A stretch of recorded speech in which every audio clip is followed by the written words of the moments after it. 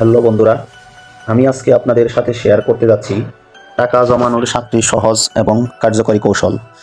যদি আপনারা মনে করেন টাকা জমাতে সমস্যা হয়, তাহলে এই ভিডিওটি আপনাদের জন্য। চলুন শুরু করি।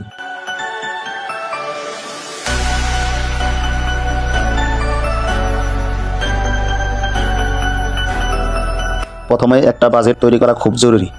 আপনি কত আয় করছেন, কত খরচ করছেন, আর কিভাবে আপনি আপনার খরচ কমাতে পারবেন সেটা জানতে টাকা জমানোর অনেক সহজ হয়ে যায়। বাজেট তৈরি করার জন্য আপনি বিভিন্ন অ্যাপ ব্যবহার করতে পারেন।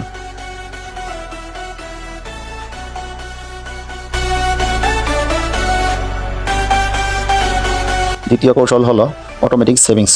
প্রতি মাসে নির্দিষ্ট পরিমাণ টাকা স্বয়ংক্রিয়ভাবে সেভিংস অ্যাকাউন্টে ট্রান্সফার করুন। এতে আপনি ভুলেও টাকা খরচ করতে পারবেন না।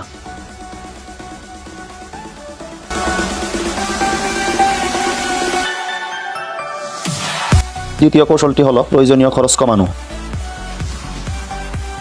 ছোট ছোট বিষয়গুলো যেমন কফি খাওয়া, প্রতিদিন বাইরে যাওয়া, ফাস্টফুড খাওয়া, এসব ক্ষেত্রে খরচ কমানোর চেষ্টা করুন।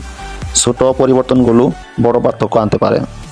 চতুর্থ কৌশল হচ্ছে আপনার প্রতিদিনের প্রয়োজনীয় জিনিসগুলোর মধ্যে সস্তা বা অফারের মধ্যে কেনাকাটা করা। অকারণে দামি পণ্য কিনবেন না। আপনি বিভিন্ন ডিসকাউন্ট বা ক্যাশব্যাক অফার থেকেও উপকার পেতে পারেন। পঞ্চম কৌশলটি হলো অতিরিক্ত আয়ের উৎস তৈরি করা। আপনি যদি একটিমাত্র চাকরিতে নির্ভরশীল থাকেন, তাহলে একটা পার্ট টাইম কাজ বা ফ্রিল্যান্সিং শুরু করুন। এই অতিরিক্ত আয়ের টাকা পুরোপুরি সেভিংসে রাখতে পারেন। ষষ্ঠ কৌশলটি হলো ঋণ এবং ক্রেডিট কার্ডের উপর নির্ভরশীলতা কমানো।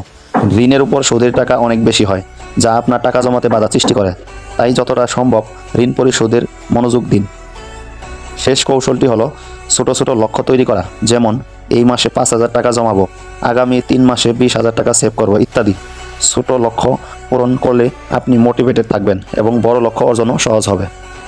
তো আজকের ভিডিওটি এখানেই শেষ। আশা করি কৌশলগুলো আপনাদের কাজে আসবে। টাকা জমানোর জন্য ধৈর্য এবং নিয়মিত প্রয়াস প্রয়োজন। যদি ভিডিওটি ভালো লাগে তাহলে অবশ্যই লাইক এবং সাবস্ক্রাইব করতে ভুলবেন না।